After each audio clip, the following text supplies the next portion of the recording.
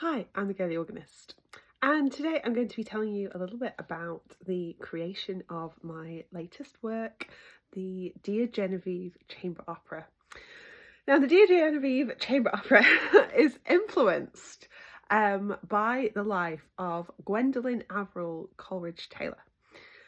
Now, 2 years ago in 2024, yes, that is 2 years ago, I did a piece of work with an artist called Teo about the life of Coleridge Taylor, and he'd written a play, a solo play, and it had been performed at Edinburgh Fringe, etc. And it was excellent, really great piece of work. And so, in my sort of reading up about Samuel Coleridge Taylor, I discovered his daughter, Gwendolyn Avril Coleridge Taylor. And Gwendolyn was a pretty impressive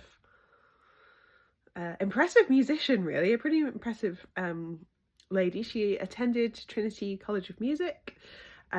She was the sort of made her debut as a conductor at the Royal Albert Hall.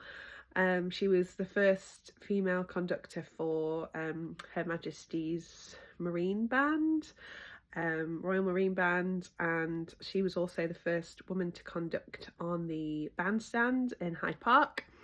And she wrote her first composition, Goodbye Butterfly, age 12. And sometimes she even wrote under a pseudonym of Peter Riley. So all of these kind of elements sort of made me really interested in Gwendolyn.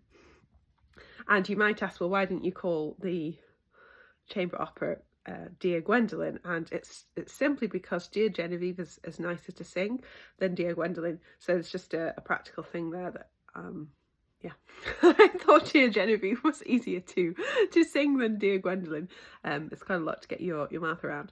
So anyway, so being a first sort of woman conductor, I suppose I kind of identified with her a little bit, being, female organist and being a conductor and not really loving conducting myself as a musical sort of expression and art form, finding it quite challenging and thinking, well, she was the first, but then also her being quite young when she wrote her first composition at 12.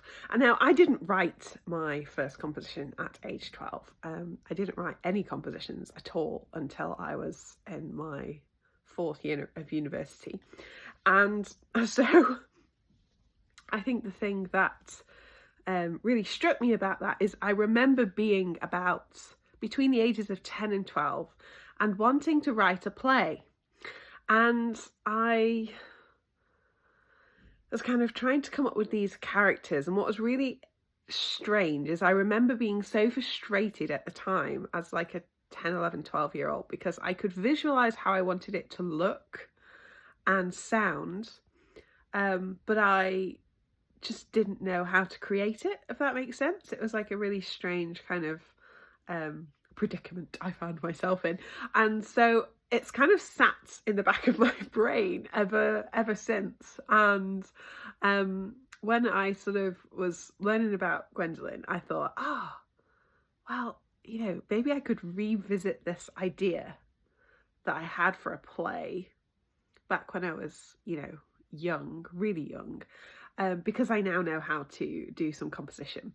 And so that is kind of how we ended up with the chamber opera. Follow for more.